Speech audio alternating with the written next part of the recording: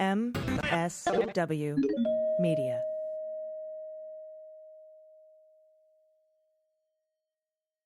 A big thank you to Athletic Greens for supporting the Daily Beans. Athletic Greens is going to give you a free 1-year supply of immune-supporting vitamin D and 5 free travel packs with your first purchase. Go to athleticgreens.com/dailybeans to take ownership over your health and pick up the ultimate daily nutritional insurance. And thanks to Lomi for supporting the Daily Beans. Start making a positive impact on the environment with the Lomi Home Composter. Get $50 off when you go to lomi.com/dailybeans and use code DAILYBEANS. News with swearing. Daily Beans, Daily Beans. Daily Beans, Daily Beans. Hello and welcome to the Daily Beans for Tuesday, December 20th, 2022. Today, the January 6th Select Committee investigating the attack on the Capitol has made multiple criminal referrals to the Department of Justice for Donald Trump and others. The committee says Donald Trump tried to bribe witnesses. Pentagon officials feared Donald would use deployment of the National Guard for his insurrection. The committee's big reveal has not happened yet. And Elon Musk votes himself off Twitter Island. I'm Allison Gill. And I'm Dana Goldberg. One of these stories is not like the other. Which one is it? Do you know? Yeah, we've got January 6th committee, January 6th committee, January 6th committee, and Musk. And another Russian puppet. Absolutely. A good time was had by all yesterday on Twitter. We'll go over that. And like I said, the bulk of our news comes from the committee hearing today, along with the nearly 160-page executive summary they just released, which wasn't blocked by Bill Barr. How cool. Look at that. Yeah. And, I just want to note the absolute historic nature of the hearing today. It is the first time in the history of the United States that a congressional committee has made criminal referrals to the Department of Justice about a former president. So it is a very big deal, and we're going to go over a few aspects of it. The full report comes out tomorrow, Wednesday, and also what comes out tomorrow, Wednesday, is tomorrow is Wednesday. Okay. Sorry, time travel. Okay, I couldn't even support you or not because I was like, I don't know. Time travel podcast reporting, and we're in the black hole of the holidays. Also tomorrow, an episode of Cleanup on Aisle 45 where Andrew and I will go over in detail some of the criminal statutes and how long Donald is facing in jail if he's convicted of, 1512c2 and other crimes as well, whether he would have to serve his sentences concurrently or consecutively, what the sentencing guidelines looks like for him, and what we can expect if there is a domestic terror charge added, not charge, but like a aggravating factor in sentencing recommendations. It's a very cool episode, so I hope you listen to that. We have a lot of news to get to today. It's been a very busy day. Let's hit the hot notes. Hot notes. All right. The January 6th Select House Committee, in a unanimous vote Monday, referred former guy Trump to the Department of Justice for criminal investigation and potential prosecution for his efforts to overturn his loss in the 2020 election, among other things. The committee's historic referral says there's sufficient evidence to refer Trump for 4 crimes: obstructing an official proceeding, that's 1512c2, conspiracy to defraud the government, that's 371, making knowingly and willfully material false statements to the federal government, that's 371/1001, and inciting or assisting an insurrection, 2383. The committee on Monday also recommended the Department of Justice investigate and potentially prosecute Trump's election law attorney, I put attorney in quotes, John Eastman, for his role in advancing a plan to overturn the election results. Eastman's referral was for his alleged violation of 2 criminal statutes: impeding an official proceeding of the U.S. government, 1512c2, and conspiring to defraud the United States, 371. Those are the 2 charges that Judge Carter put in that decision when, that judge was deciding whether or not to hand over Eastman emails to the 1-6 committee subject to the crime fraud exception. Now, Jamie Raskin said the committee would refer 4 members of Congress, quote, for appropriate sanctions by the House Ethics Committee for failure to comply with lawful subpoenas. They are Biggs, McCarthy, Perry, and Jordan. They did not make criminal referrals, which, if I had any criticism of this particular hearing, that would be it, because the committee's been very critical of the Department of Justice for being timid, and then they refuse to make criminal referrals to their, buddies, and I wouldn't say buddies, but, I agree. Members of Congress.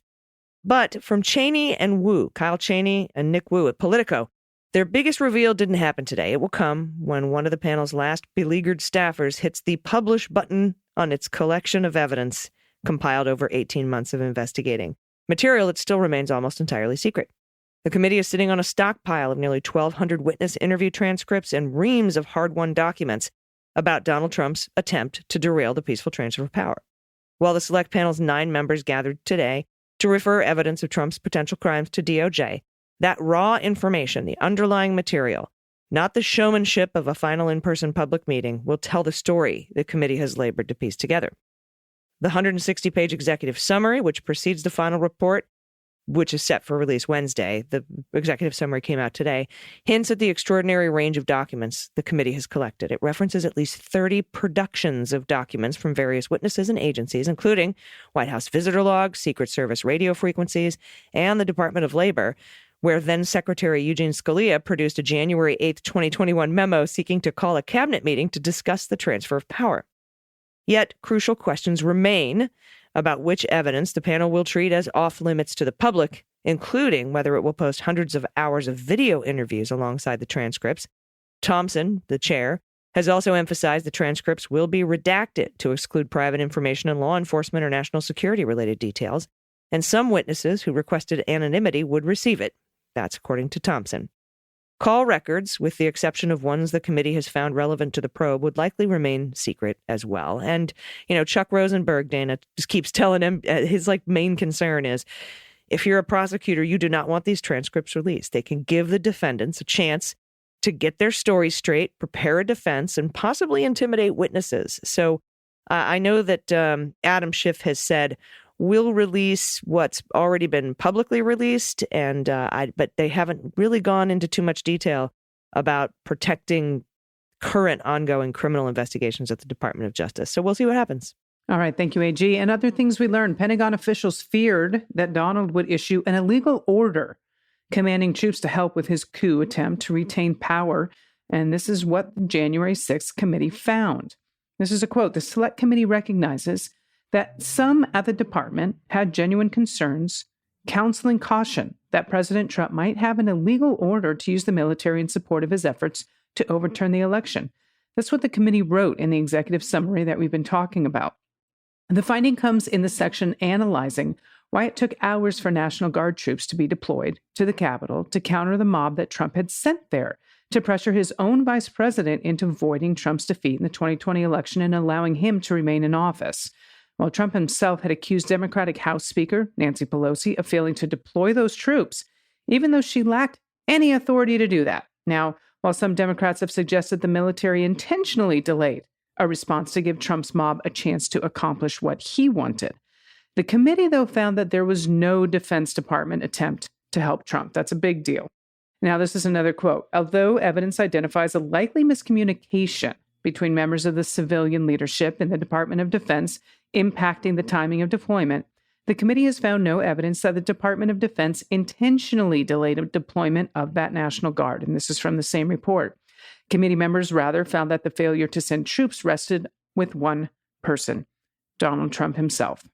In statements on his personal social media platform, Trump has continued to lie about the election in the January 6th committee's work, calling it a hoax, similar to previous investigations into his 2016 campaign's acceptance of Russian assistance and his attempted extortion of Ukraine into helping his 2020 campaign. Both have been proven to not be a hoax. So there you have that. Yeah, and I don't know how I feel about this. I mean, that memo Chris Miller put out that totally kneecapped in law enforcement that day, and then the fact that Flynn's brother was in the room on those calls with the Secretary of the Army, and General Piat saying he didn't like the optics of sending out the National Guard. I'm not sure I agree with this particular finding, just based on the public evidence I know about. Sure.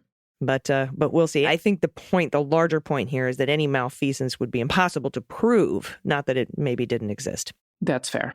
The House committee investigating the January 6th insurrection said Monday that associates of the former guy tried to bribe at least one of the people it asked to testify. The committee has previously said Trump contacted witnesses prior to their testimony, but at the latest hearing, Rep. Zoe Lofgren detailed an apparent effort by associates of the former guy to dissuade a witness from testifying with a cushy job. Offered her a cushy job. Quote, we've learned that a witness was offered potential employment that would make her, quote, financially very comfortable as the date of her testimony approached by entities that were apparently linked to Donald Trump and his associates, Lofgren says. These offers were withdrawn or didn't materialize as reports of the content of her testimony circulated. The witness believed that this was an effort to affect her testimony, and we are concerned that these efforts may have been a strategy to prevent the committee from finding the truth. I think this is Cassidy Hutchinson. I think the person who did this was her lawyer, Passantino, who's, by the way, on pretty much every single subpoena Jack Smith has sent out in the last, since he was appointed, and even before then. And I think that this had to do with the fact that he was being paid by the Save America PAC. The committee first described possible efforts to interfere with its witnesses over the summer. That's when Liz Cheney said in June that witnesses described efforts from Trump's inner circle to influence their testimony. Quote, what they said to me is, as long as I continue to be a team player, they know I'm on the team. I'm doing the right thing. I'm protecting who I need to protect, you know? I'll continue to stay in good graces in Trump world, the witness said, according to Liz Cheney.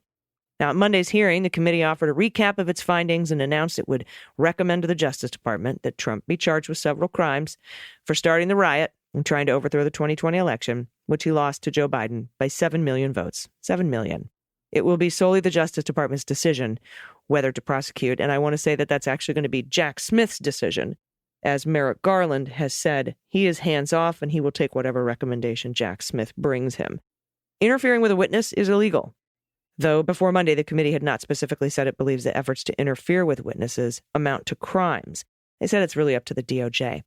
In a summary of its final report, the committee said the Justice Department should look into whether Trump's associates committed criminal offenses by interfering with official proceedings through their contacts of witnesses. And he is charged with that. That is under his umbrella. It's in his scope. The summary states one witness was represented by an attorney hired with funds Trump had raised online, and that attorney seemed to be giving the witness bad advice. The witness ultimately fired the lawyer and apparently told the committee everything. Again, that sounds a lot like Cassie Hutchinson. It's Hutchinson and Passantino, I almost can guarantee you. Lofgren detailed some of the lawyer's actions during today's hearing. For example, one lawyer told the witness could, in certain circumstances, tell the committee that she didn't recall facts when she actually did recall them. That lawyer also did not disclose who was paying for the lawyer's representation, despite questions from the client seeking that information. The lawyer told her, "We're not telling people where funding is coming from right now." The committee's report said more than 30 witnesses avoided testifying by invoking constitutional rights not to incriminate themselves. That's the fifth. And that several other witnesses simply just refused to testify, like Bannon and Navarro. He is waiting for his prison sentence to begin pending appeal. So that's what's happening. Thank you so much, AG. And this goes to the story that doesn't seem to match the others, but somehow I think eventually we're going to know that all these people are connected. This piece of shit was actually seen at the World Cup with Jared Kushner in a lovely box with a bunch of Saudis. So that's an interesting side piece, but not actually the story. And Elon Musk's own Twitter poll, what that was, it resulted in the poll saying that he should step down from the helm of the social media network in a referendum that Musk promised to follow after broad criticism of his stewardship of that company. Now, the poll closed early Monday. Now, the reason this is important is he's actually done things that he took polls to do, like reinstate Donald Trump's Twitter account. So that's what makes this interesting. That poll closed early Monday morning after 12 hours of voting, with 57.5% of more than 17 million responses calling Musk to step down. He later added, quote, "As the saying goes, be careful what you wish for, as you might get it." Now, if Musk follows this result of this poll, it could thrust the company into even more uncertainty at this point. He's going to remain owner of the social media network, which would still give him an enormous control over its policies.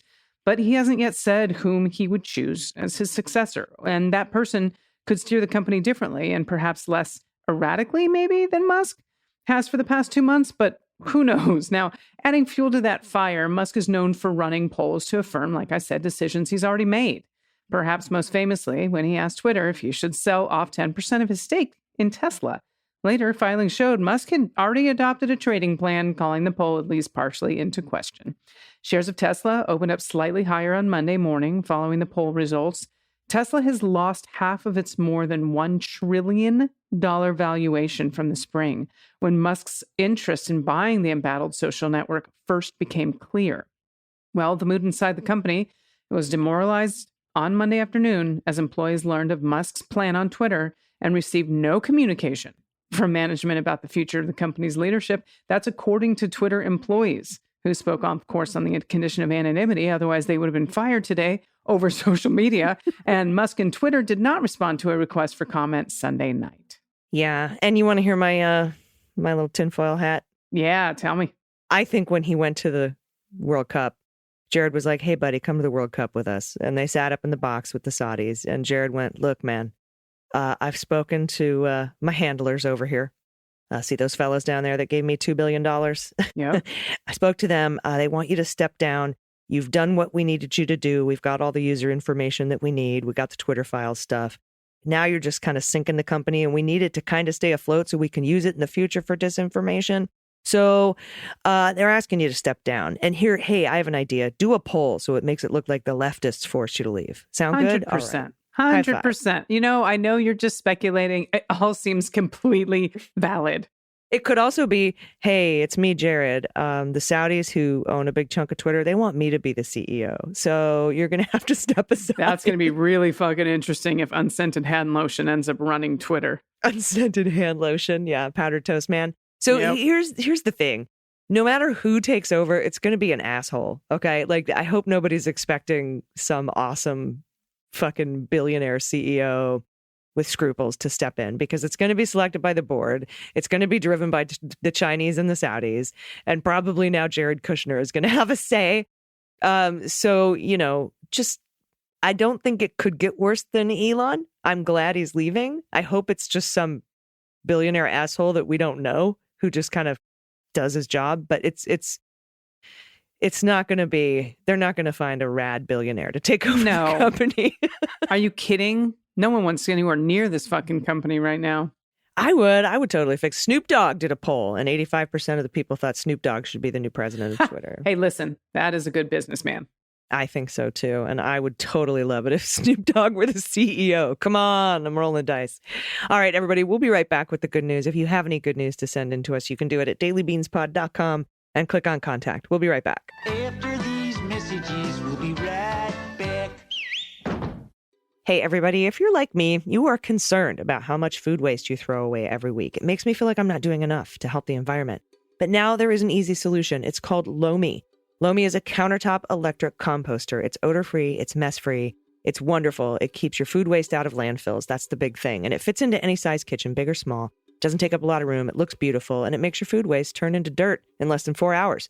My Lomi allows me to turn my food scraps into dirt with just the push of a button. It doesn't create smell. It runs quietly, and now I throw out way less garbage, which isn't going into landfills because that produces methane. Instead, I turn my waste into nutrient-rich dirt that I can feed to my plants.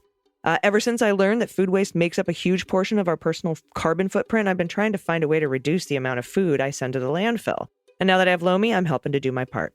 So if you want to start making a positive environmental impact or just make cleanup after dinner easy, Lomi is perfect for you. Head to lomi.com/dailybeans and use promo code dailybeans, all one word, to get $50 off your Lomi. That's $50 off when you head to Lomi, LOMI.com/dailybeans, and use promo code dailybeans at checkout. Food waste is gross. Lomi is your solution. And with the holidays just around the corner, Lomi will make a perfect gift for someone on your shopping list. And everybody, I want to talk to you about something I've been using for almost a couple years now. It is Athletic Greens. I started taking it because I wanted an optimized immune system, I wanted a healthy gut, and I wanted a simple solution to the 20 million supplements and probiotics and things that were that lived on top of my fridge and in my medicine cabinet and cost me a fortune, frankly. But with just one delicious scoop of Athletic Greens, you get 75 high-quality vitamins, minerals, whole food source superfoods, probiotics, and adaptogens. And Athletic Greens contains less than 1 gram of sugar. There's no GMOs, no nasty chemicals, no artificial anything. And it still tastes amazing. And that's why I take it with me even when I travel. It's just that good. And we want to thank Athletic Greens for their support. Right now, they're offering you a free 1-year supply of immune-supporting vitamin D and 5 free travel packs with your first purchase when you go to athleticgreens.com/dailybeans. Your subscription will come with a year's supply of vitamin D, which is very important in these winter months. We don't get a lot of sunlight. It costs you less than $3 a day. So you're investing in your health. It's an easy habit to pick up, and it's cheaper than your morning latte. And right now, it's time to reclaim your health, arm your immune system with convenient daily nutrition. Just one scoop, delicious scoop in a cup of water every morning. That's it. No need for those million different pills taking up all the space in your fridge and on top of your fridge and in your medicine cabinet. And to make it easy, Athletic Greens is going to give you a free 1-year supply of immune-supporting vitamin D and 5 free travel packs with your first purchase. All you have to do is visit athleticgreens.com/dailybeans. Again, that's athleticgreens.com/dailybeans to take ownership over your health and pick up the ultimate daily nutritional insurance. Everybody, welcome back. It's time for the good news. Who likes good news, everyone? Then good news, everyone.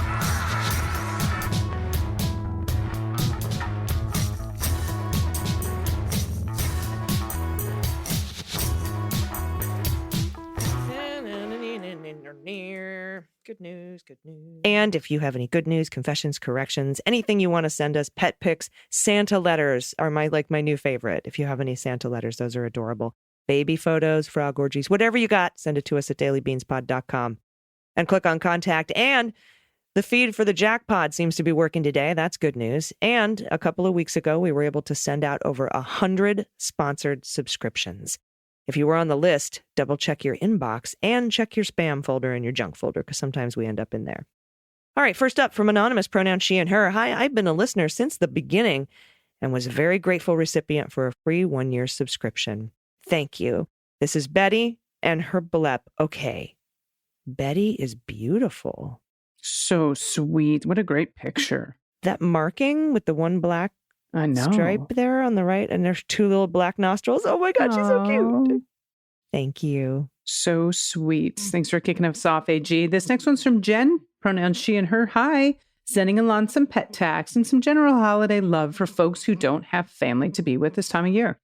If you're choosing to set boundaries and have holidays free from family toxicity, you're not alone. I know our Beans crew is full of like-minded folks taking care of ourselves, choosing light and love over holding onto generational trauma and tradition. We hold this space open for you and we welcome you. May you create your own traditions and make time to celebrate what and who you love. For pet tax, here's our girl Reese. I'm her emotional support human. Her sweet human playmates at her doggy daycare decided to have a holiday photo shoot and dress her up for the holidays. My kiddos are not as cooperative as our Reese, so this was a holiday delight for me, and I hope for others too. Reese is beautiful. Oh, look at this. Okay. That's so cute. I mean, the second, all of these pictures. Oh my God, the one with the Grinch. Max. I mean, that dog is Max. sitting there with a terrifying Grinch next to them with antlers. And Yeah, the the dog's Max just like, here I am, take a picture. The Max antlers. Achtung Max. I love it. And Jen, what a great sentiment. We are all just one big, awesome, chosen family. And I truly love you all. And we're all here for you for the holidays. All right, next up, Jenny Trio, friend of Harry, pronoun she and her. Hello, hello. When we say this is Harry, people say, oh, after Harry Potter? No. Prince Harry? No. Harry Houdini? Well, he's magical, but no. Then which Harry? Harry Nilsson. They say, who's Harry Nilsson? If only I could have a puppy, I'd call myself so very lucky. Harry Nilsson, the puppy song. We have attached the audio and look at my this. God, Harry I'm going to is go adorable. ahead and say that this is an Old English sheepdog. And it's perfect. I Harry's love the perfect. cape. I love the cape. Okay. Harry's perfect. I keep getting the long ones. Do you want to take this next one and I'll close out with the short 2 at the end? All right, that sounds good. Next up from Matt F. in Central PA, pronouns he and him. Aloha, Beans Queens. It is I, your pal Matt, salon owner's husband, lover of Becca, the most epic woman to ever exist in space and time, father of cats, first of his name. Nice. Excellent, Matt. Okay, so I met Matt and Becca at a meetup at Off the Record in DC. She is the one who cuts hair for special needs kids. Our Beans family might recall that Bex was the subject of the initial loved one shout out. And though I do love that name, I must formally request that we change the name to Becca is the best person ever. And your person might be pretty cool too, I guess, but definitely not as cool as Becca shout out. It rolls right off the tongue and it has a super snappy acronym. Does it? BITBPE. Yeah. Super snappy acronym. I thought it was high time for me to write another gushy brag about how absurdly incredible Becca is. Quick refresher for the Beans fam. She owns a salon that cuts hair for children, and both children and adults who have special needs. I know, right? I mean, I could just stop fucking writing right there. But my ADHD prevents brevity. Ha ha. As you might imagine, the holiday season is one of the busiest times of the year, and her amazing stylist are working just bananas hours.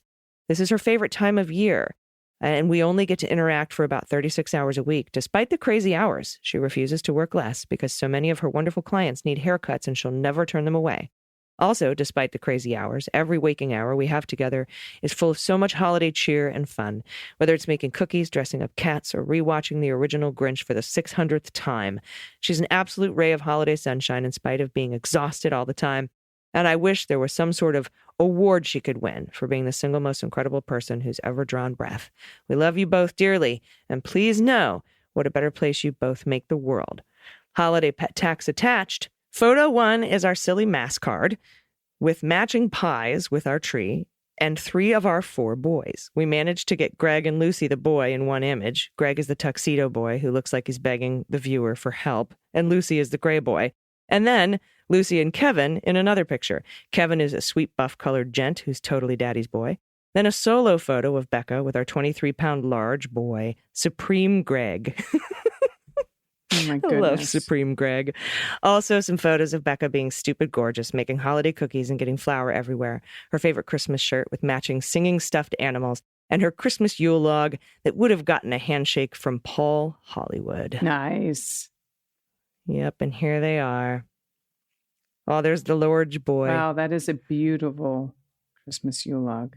Oh, wonderful. It's you guys great are to hear adorable. from you. I know. I love this couple. I love their love. Happy holidays. Too. All right, I'm going to take care of these last 2. Lady of the farm, pronoun she and him. Hello, lovely leguminades, N-A-U-G-H-T-I-E-S. I love that, leguminades. Have a letter to Santa. I'm attaching a photo, but here is the typed form of my 5-year-old's writing. And this is the quote. It says, I love you, Santa, even if you are my mom or dad. Even if you give me a lot of presents for Christmas and my birthday, I'm even making you a card. Imagine an impish grin with a bit of nervousness that she isn't loving enough, impossible, or gaming the system the right way, and the ad of the hugs of a stage 5 clinger, and you have discovered my littlest. A stage 5 clinger. I love it. Happy holidays all. Oh my God, so sweet. Isn't she adorable? Yep. Oh, you guys, thank you so much, everyone, for sending in all your photos and this letter to Santa and the bleps. I really appreciate it. And let's see, are you traveling this week, my friend? I am here with you all week, darling. Oh my God, it's a Christmas and Hanukkah miracle. It is. Happy second night to everyone. Although we're recording this on the second night, so as you hear this, happy third night to everyone. Yes. And I'm so glad that you're going to be here with me. I miss you when you're gone. So we'll be back tomorrow. We'll see what news drops. I really, at this point, have no idea. It's close to the holidays, but I still haven't been able to squeeze a show out in less than 30 minutes since I was born. No, it's been a minute. But everyone, thank you so much. And do you have any final thoughts before we get out of here today? No final thoughts for today. All right, everybody, we'll be back tomorrow. Until then, please take care of yourselves. Take care of each other. Take care of the planet. Take care of your mental health. Vote blue over Q. And take everyone with you. I've been AG. And I've been DG. And them's the beans.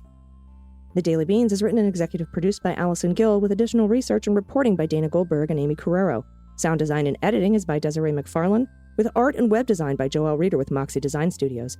Music for The Daily Beans is written and performed by They Might Be Giants, and the show is a proud member of the MSW Media Network, a collection of creator-owned podcasts dedicated to news, politics, and justice. For more information, please visit mswmedia.com.